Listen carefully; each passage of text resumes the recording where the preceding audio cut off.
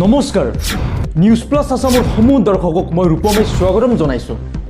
এই মুহূৰ্তত আজিৰ দিনটো ৰাজ্যখনৰ লগতে ভাৰতবৰ্ষৰ বিভিন্ন প্ৰান্তৰ পৰা কেইবাটাও গুৰুত্বপূৰ্ণ খবৰ লৈ আহিছোঁ আৰু এনেকুৱা খবৰ নিতৌ পাই থাকিবলৈ আমাৰ এই চেনেলটি ছাবস্ক্ৰাইব কৰি ভিডিঅ'টোত একোটাকৈ ৰাজ্যবাসীলৈ জনাইছোঁ আজিৰ প্ৰথমটো বিগ ব্ৰেকিং নিউজ।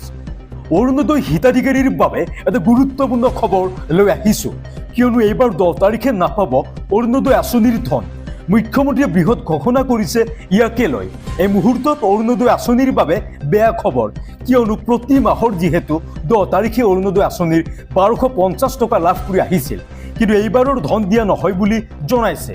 ভিডিঅ'টো সম্পূৰ্ণ শেষলৈকে চাই থাকিব, জনাই আছোঁ সবিশেষ। এই মুহূৰ্তত লাখ লাখ অৰুণোদয় হিতাধিকাৰীলৈ বেয়া খবৰ। 10 তাৰিখে লাভ নকৰিব আপুনি অৰুণোদয়ৰ ধন। পেঞ্চনাৰসকলেও এইবাৰ 10 তাৰিখে নাপাব ধন। সামাজিক মাধ্যম যোগে ঘোষণা কৰিছে মুখ্যমন্ত্ৰীগৰাকীয়ে। শনিবাৰ আৰু দেওবাৰ হোৱাৰ বাবে হিতাধিকাৰীয়ে লাভ নকৰিব এই ধন। 10 তাৰিখৰ পৰিৱৰ্তে 12 আগষ্টত হিতাধিকাৰীৰ একাউণ্টত সোমাব অৰুণোদয় আঁচনিৰ ধন। বৃদ্ধ পেঞ্চনাৰসকলেও 12 আগষ্টতে লাভ কৰিব এই আঁচনিৰ ধন। লাখ লাখ অৰুণোদয় হিতাধিকাৰীলৈ বেয়া খবৰ জনাই আছোঁ পুনৰবাৰ। 10 তাৰিখে লাভ নকৰিব আপুনি অৰুণোদয় আঁচনিৰ ধন। পৰৱৰ্তী খবৰ, ৰাজ্যত নিশাৰ ভাগত বোমাতংকৰ খবৰ। এই মুহূৰ্তত আহি পৰিছে অসম অৰুণাচল সীমান্তৱৰ্তী এলেকাত কাকপথাৰত এই মুহূৰ্তত বোমাতংকৰ খবৰ ওলাইছে আৰু এই খবৰ ওলোৱাৰ পাছতে চাঞ্চল্য বিৰাজ কৰিছে ৰাজ্যত। জনাই আছোঁ এটা বিগ ব্ৰেকিং নিউজ, কাকপথাৰত বোমাতংক। এটা বেগক লৈ সৃষ্টি হৈছে আতংকময় পৰিস্থিতি। কাকপথাৰৰ পুৰণি জিৰণি পথত গৰাকীবিহীন বেগ আৰু সম্পূৰ্ণ ৰূপত বন্ধ কৰি দিয়া হৈছে পথটোৰে যাতায়াত। ঘটনাস্থলীত উপস্থিত আৰক্ষী আৰু ভাৰতীয় সেনাৰ দল। অসম অৰুণাচল সীমান্তত উগ্ৰপন্থীৰ দলে বাহৰ পতাৰ তথ্য আৰক্ষীৰ হাতত এতিয়া। কাকপথাৰত বোমাতংক পুনৰবাৰ জনাই আছোঁ। পৰৱৰ্তী বিগ ব্ৰেকিং নিউজ ৰাজ্যবাসীলৈ। বাংলাদেশত অন্তৱৰ্তীকালীন চৰকাৰ গঠনৰ পাছতে এতিয়া অসম বাংলাদেশ সীমান্তত চাঞ্চল্য বিৰাজ কৰা দেখিবলৈ পোৱা গৈছে। বাংলাদেশ এৰি এতিয়া অসমলৈ ঢাপলি মেলিছে হাজাৰ হাজাৰ বাংলাদেশী আৰু কেমেৰাত বন্দী হৈছে এতিয়া বাংলাদেশী অসমলৈ পাৰ হোৱা দৃশ্য। আৰু যি দৃশ্য দেখিলে আপোনাৰো আচৰিত লাগিব। লৈ আহিছোঁ সবিশেষ এই মুহূৰ্তত। এতিয়া বাংলাদেশত অন্তৱৰ্তীকালীন চৰকাৰ গঠনৰ পাছতে অসমত হাহাকাৰ। চৰকাৰ গঠনৰ পূৰ্বেই বাংলাদেশ এৰি অসম সীমান্তলৈ ধাৱমান এতিয়া হাজাৰ হাজাৰ বাংলাদেশী। ভাৰতত প্ৰৱেশৰ চেষ্টা এতিয়া বাংলাদেশৰ হিন্দুৰ।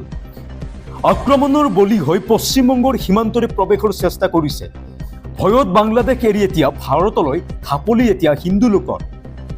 সময় বাঢ়ি যোৱাৰ লগে লগে বাঢ়িছে এতিয়া বাংলাদেশীৰ ভিৰ। ভাৰতত শৰণাৰ্থী হৈ প্ৰৱেশৰ চেষ্টা এতিয়া শ বাংলাদেশী। BSFৰ সৈতে আশ্ৰয় বিচাৰি কৰিছে এতিয়া আলোচনা আৰু ভাৰতত প্ৰৱেশ কৰিবলৈ দিয়া হোৱা নাই এইসমূহ লোকক। ভাৰতত আশ্ৰয় বিচাৰি নিশাৰে পৰা বাহৰ পাতিছে এতিয়া সীমান্তত আৰু উন্মুক্ত সীমান্তৰে বাংলাদেশীৰ প্ৰৱেশৰ চেষ্টা। যিকোনো পৰিস্থিতিতে ভাৰতত প্ৰৱেশৰ চেষ্টা এতিয়া বাংলাদেশৰ। অসম চৰকাৰৰ ফালৰ পৰা সীমাত প্ৰৱেশ কৰিবলৈ নিদিয়াৰো স্পষ্ট সিদ্ধান্ত আৰু মুখ্যমন্ত্ৰীয়ে ক'লে কোনো লোককে অসমত প্ৰৱেশ কৰিবলৈ দিয়া নহ'ব। পৰৱৰ্তী বিগ ব্ৰেকিং নিউজ, বাংলাদেশৰ পাছতে এইবাৰ ভাৰতৰ পাল আৰু অসমক বাংলাদেশৰ দৰে পৰিস্থিতি কৰাৰ ভাবুকি দিছে এতিয়া সামাজিক মাধ্যমৰ জৰিয়তে এগৰাকী অল কায়দাৰ সদস্যই। আৰু অসমত গ্ৰেপ্তাৰ হৈছে এজন অল কায়দাৰ সদস্য আৰু দীৰ্ঘদিন ধৰি অসমত থাকি এতিয়া সামাজিক মাধ্যম যোগে মন্তব্য কৰিছে বা ভাবুকি দিছে আৰু হুংকাৰ দিছে। লৈ আহিছোঁ সবিশেষ। এতিয়া অসমতে বাস কৰি অল কায়দাৰ সদস্যৰ ভাৰত বিৰোধী ষড়যন্ত্ৰ। অসমতো বাংলাদেশৰ দৰে পৰিস্থিতি কৰাৰ ভাবুকি এতিয়া অল কায়দাৰ সদস্যৰ। বাংলাদেশৰ পাছত এইবাৰ ভাৰতৰ পাল বুলি মন্তব্য অল কায়দাৰ সদস্যৰ। শীঘ্ৰেই অসমতো বাংলাদেশৰ হিংসাত্মক পৰিস্থিতিৰ প্ৰভাৱ পৰাৰ দাবী উত্থাপন হৈছে। সামাজিক মাধ্যমত পাকিস্তানৰ অল কায়দাৰ সদস্যৰ এনেদৰে ভয়ংকৰ মন্তব্য। হাইলাকান্দিত গ্ৰেপ্তাৰ কৰা হৈছে দুৰ্ধৰ্ষ অল কায়দাৰ সদস্য। দীৰ্ঘদিন ধৰি অসমতে আছিল অল কায়দাৰ সদস্য ৰিজৱান উল্লাহ আৰু ফেচবুকত তেওঁ মুকলিকৈ অসম আৰু ভাৰত বিৰোধী মন্তব্য এতিয়া অল কায়দাৰ সদস্যৰ। অসমতে থাকি পাকিস্তানৰ অল কায়দা সংগঠনৰ বাবে কাম কৰাৰো স্বীকাৰোক্তি। অসমতো হিংসাত্মক আন্দোলনৰ পৰিস্থিতি উদ্ভৱ কৰাৰ ভয়ংকৰ ষড়যন্ত্ৰ এতিয়া।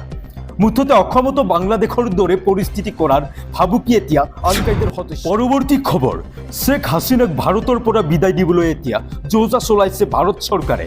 ব্ৰিটেইনৰ বৈদেশিক মন্ত্ৰীৰ সৈতে ভাৰতৰ বৈদেশিক মন্ত্ৰী এছ জয়শংকৰৰ বাৰ্তালাপ। শ্বেখ হাছিনাক যিহেতু লণ্ডনলৈ যাবলৈ অনুমতি দিয়া নাছিল ব্ৰিটেইন চৰকাৰে, আৰু ভাৰতত চেষ্টা অব্যাহত ৰাখিছে এতিয়া লণ্ডনলৈ প্ৰেৰণ কৰা হ'ব হয়তো শীঘ্ৰেই শ্বেখ হাছিনাক।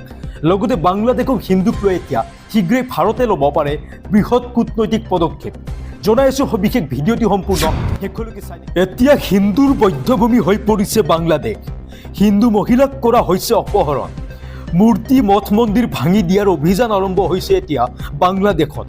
ভাৰতৰ নিৰাপত্তাক লৈ অসন্তুষ্টি প্ৰকাশ কৰিছে এতিয়া একাংশই। আৰু এতিয়া লৈ আহিছোঁ ৰাজ্যবাসীলৈ এটা বিগ ব্ৰেকিং নিউজ। পুনৰ বিদ্যুৎ গ্ৰাহকৰ ওপৰত চৰকাৰৰ মাধমাৰ। ৰাজ্যত পুনৰ বৃদ্ধি পালে বিদ্যুতৰ মাচুল।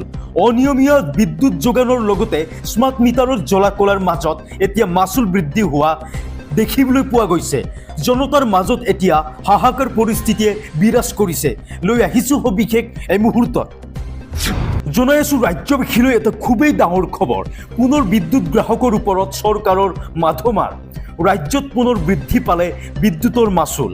অনিয়মীয়া বিদ্যুৎ যোগান, স্মাৰ্ট মিটাৰৰ জ্বলা কলাৰ মাজতে মাচুল বৃদ্ধি এতিয়া বিদ্যুতৰ। এবাৰ গ্ৰাহকক ইলেক্ট্ৰনিক শ্বক দিবলৈ সাজু হৈছে ৰাজ্যৰ শক্তি বিভাগ। প্ৰতি ইউনিটত বিদ্যুতত বৃদ্ধি কৰিছে 1.29 টকাকৈ। পূৰ্বৰ প্ৰতি ইউনিটত বিদ্যুতৰ মাচুল আছিল 5.90 টকা। ইপিনে বৈদ্যুতিক যান বাহনৰ চাৰ্জিং ষ্টেচনত প্ৰতি ইউনিটত মাচুল বৃদ্ধি কৰিছে ৰাজ্যৰ বিদ্যুৎ বিভাগে। চাৰ্জিং ষ্টেচনত প্ৰতি ইউনিটত বিদ্যুৎ মাচুল 3.65 টকাকৈ বৃদ্ধি কৰা হ'ল। লগতে HT ইলেক্ট্ৰনিক ভেহিকুলত চাৰ্জিং ষ্টেচনতো প্ৰতি ইউনিটত 1.20 টকাকৈ বৃদ্ধি পালে। LT ইলেক্ট্ৰনিক ভেহিকুলৰ ষ্টেচনত প্ৰতি ইউনিটত মাচুল বৃদ্ধি কৰা হ'ল। এতিয়া স্মাৰ্ট পদ্ধতিৰে গ্ৰাহকক লুণ্ঠন কৰিবলৈ সাজু হৈছে ৰাজ্যৰ শক্তি বিভাগ। ইন্ধনৰ দাম বৃদ্ধিৰ অচিলালৈ এই নিৰীখ কৰিছে এতিয়া বৃদ্ধি বিদ্যুতৰ। অস্থায়ী কৰ কৌশলেৰে বিদ্যুৎ বিলৰ সৈতে সংযোজন কৰি স্থায়ী কৰৰ ৰূপ এতিয়া শক্তি বিভাগৰ। 3 মাহৰ বাবে FPPA নামত অস্থায়ী কৰ আৰোপ কৰিছিল 1.29 টকাকৈ। কিন্তু জুলাইৰ পৰা এই কৰ স্থায়ী কৰি সংযোজন কৰা হ'ল বিদ্যুতৰ বিলত। এই সংযোজনৰ বাবে আগষ্টৰ মাহত বিলত আদায় দিব লাগিব এতিয়া বৰ্ধিত মাচুল জনতাই। অতিৰিক্তভাৱে বৃদ্ধি কৰা হৈছে এতিয়া বিভিন্ন পৰ্যায়ৰ কৰ। আৰু এতিয়া লৈ আহিছোঁ ৰাজ্যবাসীলৈ এটা অতিকৈ গুৰুত্বপূৰ্ণ খবৰ।